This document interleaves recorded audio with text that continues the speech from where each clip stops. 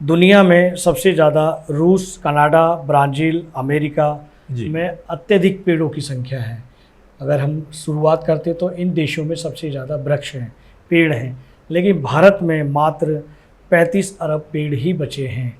ये भी कम होते जा रहे हैं, ऐसा क्यों? देखिए, एक तो वो ब्राज़ील को अलग कर दिया जाए, जी। रूस, कनाडा, हम्म। वो ठंडे देशों की कैटेगरी में आते हैं। जी। ब्राज़ील में तो बहुत ज़्यादा पेड़ हैं जो है, अमेजन का, और वो बेसिन है तो वहाँ तो धरती का हृदय भी कहा जाता है उसको। जी। और रूस की उनकी जो बात है, आबादी कम है और एरिया ज़्यादा है। जी।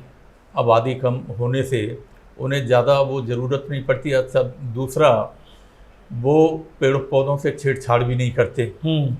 और हमारे भारत में क्या है कि हम लोग जो अपने स्वार्थ सिद्धि के लिए, अगर कभी पैसे की ज़रूरत पड़ती है, और कई बार ऐसा होता है पॉकेट में पैसा नहीं है, तो हमें जो कुछ दिखाई दे जाता है तो उसी तरफ झुकाव हो जाता है। तो गांव में, खेतों में मैंने देखा, मैं गांव से हूँ, कि कुछ नहीं, बबूल का पेड़ है, वही काट दिया। अब उन्हें ये नहीं मालूम है कि बबूल सबसे ज़्यादा सेंसिटिव पेड़ है। अगर काटेंगे तो वो सबसे ज़्यादा मतलब त्वरितता के साथ में जो है मैसेज भेज देती है सभी पेड़ों के साथ कि देखो हमारे साथ ये हो रहा है जो।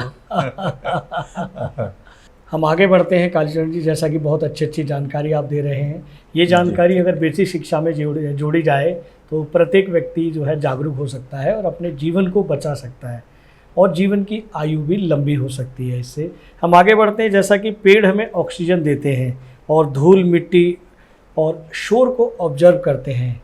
ये विशेषता पेड़ों के अंदर है, ऐसा मनुष्य को बहुत कम पता है। इस विषय में भी हमारे दर्शकों को जागरूक करें।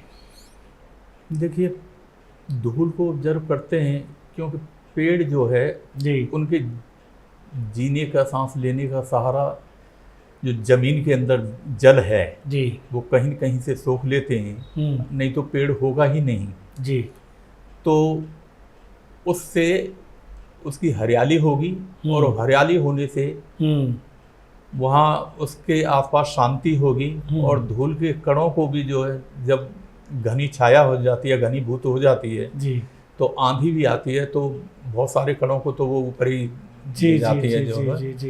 तो उसमें पेड़ों का बहुत बड़ा योगदान है। और इस संबंध में जो है मैंने एक पुस्तक लिखी है, पर्यावरण दर्पण, और उसमें पेड़ पौधों की सोच समझ, वो सब कुछ जानते हैं, समझते हैं, सोचते भी हैं। और जैसा कि किसी ने कहा है कि ईश्वर पत्थरों में सोता है और पशुओं में स्वप्नवत होता है जी, और वृक्षों में जो है सांस लेता है, और आदमियों में जागृत रहता है। वाह! तो ये सारे तत्व जो हैं, मतलब पत्थर को भी हम ये ना समझे कि ये पत्थर ही है। कई बार पत्थरों के अंदर ही पेड़ मिल जाता है, छोटा मोटा पौधा निकल आता है, तो वो उसके अंदर भी जीव ही मान के चले हम जो है। अगर आप ये वीडियो YouTube पर देख रहे हैं तो हमारे चैनल को सब्सक्राइब करें और बेल आइकन को दबाना ना भूलें। अगर आप Facebook पर ये वीडियो देख रहे हैं तो हमारे पेज को लाइक करें।